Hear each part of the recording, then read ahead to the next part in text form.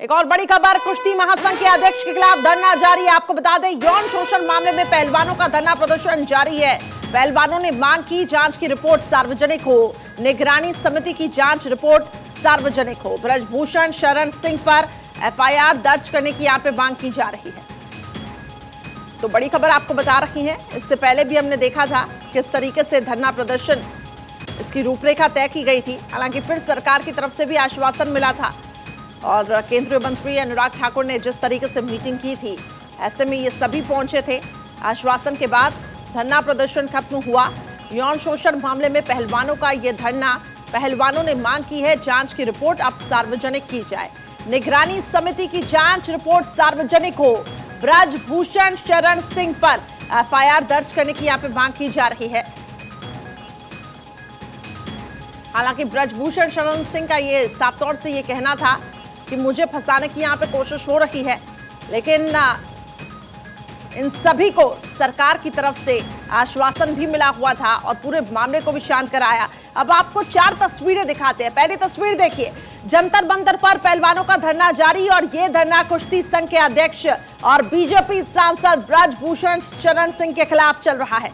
आरोप यह है कि इन्होंने लड़कियों के साथ यौन शोषण किया, जिसके खिलाफ पहलवान कार्रवाई की मांग को लेकर प्रदर्शन कर रहे हैं, एफआईआर की मांग कर रहे हैं। 3 महीने पहले भी धरना दे चुके हैं, लेकिन एक बार फिर से धरने पर बैठने को आखिर ये मजबूर हो जाते हैं।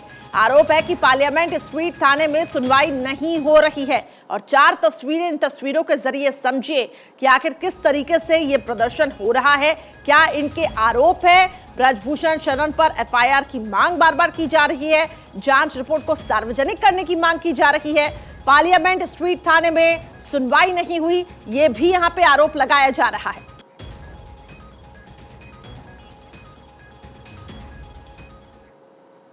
अब इस पूरे मामले में पहलवानों का क्या कुछ कहना है, उनका क्या आरोप है, विनेश फोगाट ने क्या कुछ कहा, सुनवाते हैं आपको। इसके खिलाफ में हमने कंप्लेंट्स दी थी कि सेक्सुअल हरासमेंट हुआ है ब्रजभूषण के खिलाफ। उन्हीं के ऊपर एक्शन ही नहीं हुआ। और तो और सारी चीज़ें छोड़ दीजिए आप पीछे, बस सिर्फ जो लड़कियों ने सेक्सुअल हरासमेंट की जो कंप्लेंट की थी स्पोर्ट्स मिनिस्ट्री में या जो कमेटी बनाई थी, उन्हीं के ऊपर एक्शन नहीं हुआ। वही सेम लोग फेडरेशन को चला रहे हैं, कंपटीशन करवाने लगे हैं। तो जो लड़कियों ने आवाज़ उठाई थी सेक्सुअल हरासमेंट के खिलाफ में, उनको तो न्याय नहीं मिला बिल्कुल भी।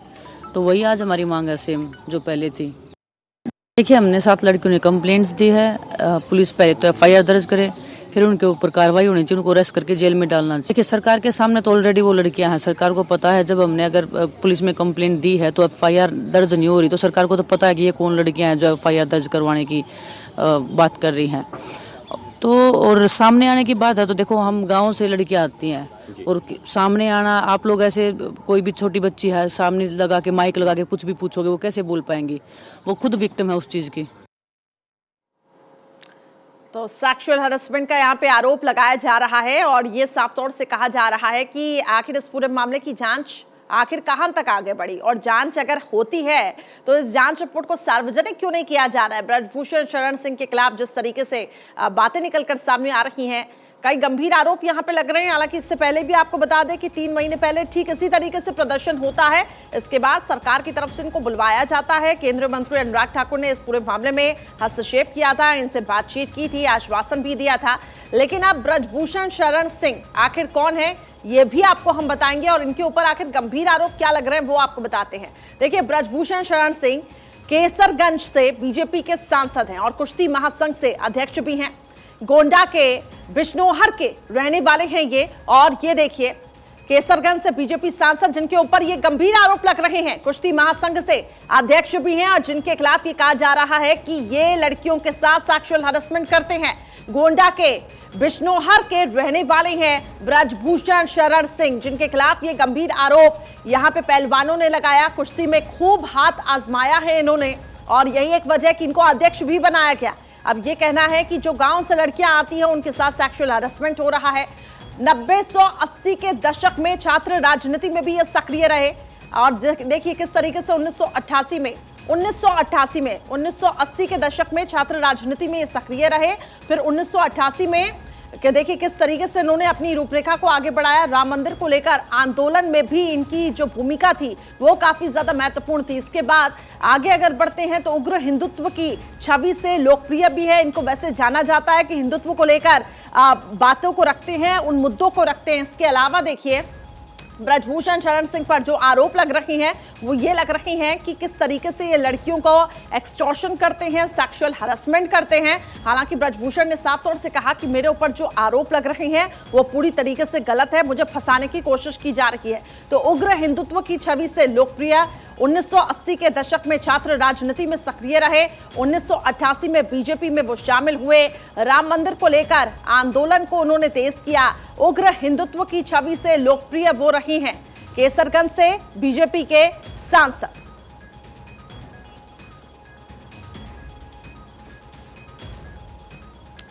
संवाददाता अक्षय अधिक जानकारी के साथ हमारे साथ जुड़ चुके हैं। अक्षय, ब्रजभूषण शरण सिंह को लेकर एक बार फिर से हल्ला बोल इन पहलवानों का। सवाल ये हो रहा है कि आखिर अब तक इस पूरे मामले में क्या जांच होती है, जांच रिपोर्ट को सार्वजनिक किया जाए। इसके अलावा ये भी कहा जाता है कि जिस तरीके से इन्होंने लड़कियों के साथ एक्सटॉर्शन किया है, सेक्सुअल हैरेसमेंट किया, कई गंभीर आरोप यहाँ पे लगे। लेकिन 3 महीने पहले भी ठीक इसी तरीके से धरना प्रदर्शन होता है, सरकार की तरफ से आश्वासन मिलता है, लेकिन इस बार आखिर इनकी क्या मांग है? कोई पहल सरकार की तरफ से?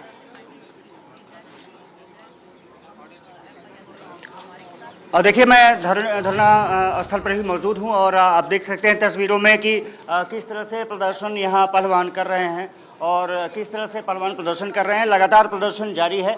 साक्षी मलिक हों, विनेश फोगाट हों, सभी लोग यहां पर मौजूद हैं और साफ तौर पर ये कहते हैं कि जो रिपोर्ट है वो सार्वजनिक की जानी चाहिए। जो आरोपी हैं ब्रजभूषण सिंह, उनके खिलाफ कार्रवाई नहीं होनी चाहिए। 2 दिन पहले रिपोर्ट दर्ज करने के लिए भी कहा गया था, लेकिन पुलिस ने मामला दर्ज नहीं किया। साक्षी, आप लोग 2 दिन पहले पुलिस थाने पहुंचे, रिपोर्ट दर्ज करने की बात कही गई और उसके बावजूद भी रिपोर्ट दर्ज नहीं हुई। नहीं सर, हम कंप्लेंट करने गए थे, उन्हें कंप्लेंट की रिसीविंग ले ली, लेकिन एफआईआर अभी तक नहीं की गई है। क्यों नहीं की गई, क्या प्रेशर है, हमें तो समझ में नहीं आ रहा है। इतना सेंसिटिव केस है और अभी तक एफआईआर क्यों नहीं कर रहे हैं?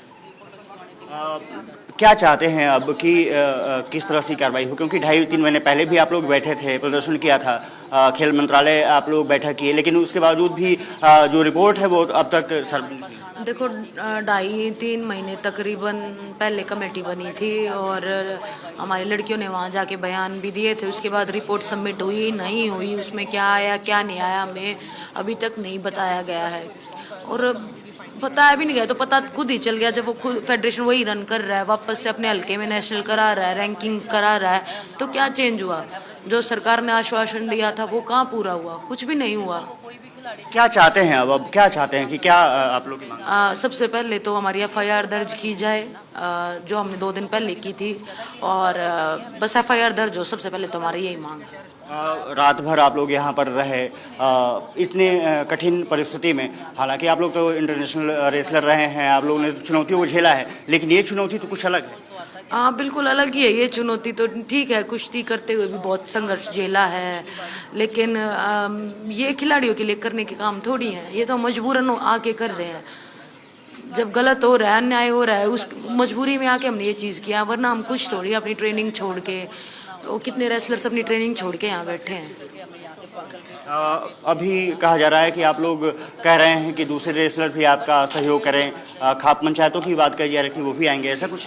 देखो, हम किसी को मना नहीं कर रहे हैं कोई चीज़, क्योंकि पिछली बार हमारे साथ जो है राजनीति हुई है कुछ गलत लोगों के साथ जुड़ के, लेकिन अब की बार ये है कि हम खिलाड़ी पूरे देश के हैं और सबके लिए सबका स्वागत है। हम सबसे हाथ जोड़ के ये कहते हैं कि आप लोग आओ और हमारा समर्थन करें।